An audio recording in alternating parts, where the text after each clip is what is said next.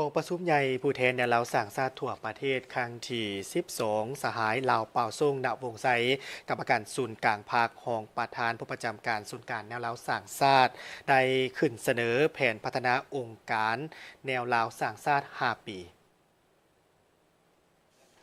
สหายลาวเป่าส่งณวงไซกรรมการศูนย์กลางภาคของประธานผู้ประจำการศูนย์กลางแนวลาวสั่งชาติได้ยกให้เห็น5 ปีที่ผ่านมา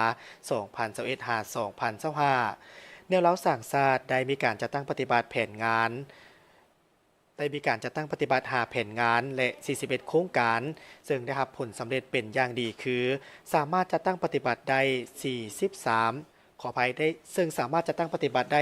34โครงการซึ่งเท่ากับ 82.92 ส่วนห้อยของแผนการโดยนำใช้งบประมาณทั้งหมด62ตื้อกว่าเกียบ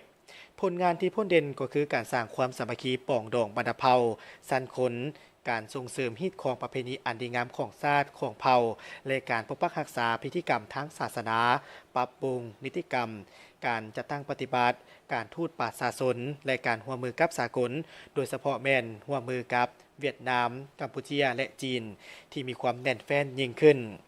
ได้กำแน่นแนวทางของภาคความรับผิดชอบสูงของพนักงานและการหู้จักนำไส้ทาแหงจากทุกภาคส่วนในสังคมดึงดูดกำลังแหง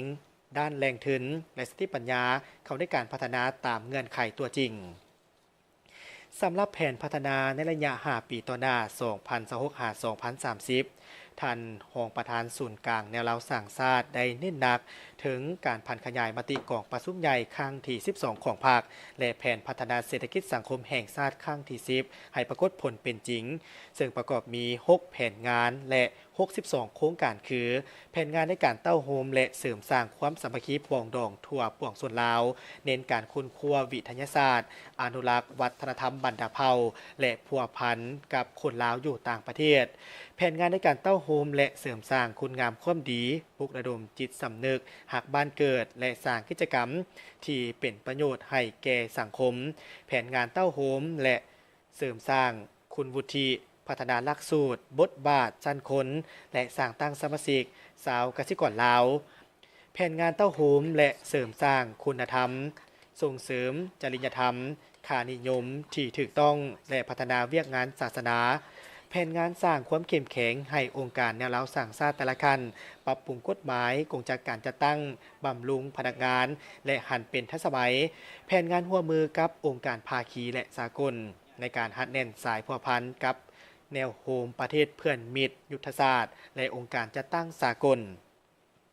เพื่อให้บรรลุตามระดับคาดหมายที่วางไว้ท่านรองประธานศูนย์กลางแนวเราสั่งชาติได้เสนอมาตรการที่สำคัญเป็นต้นแบบการหันแผนพัฒนาให้เป็นแผนการละเอียดของแต่ละกรมกองและท้องถิ่น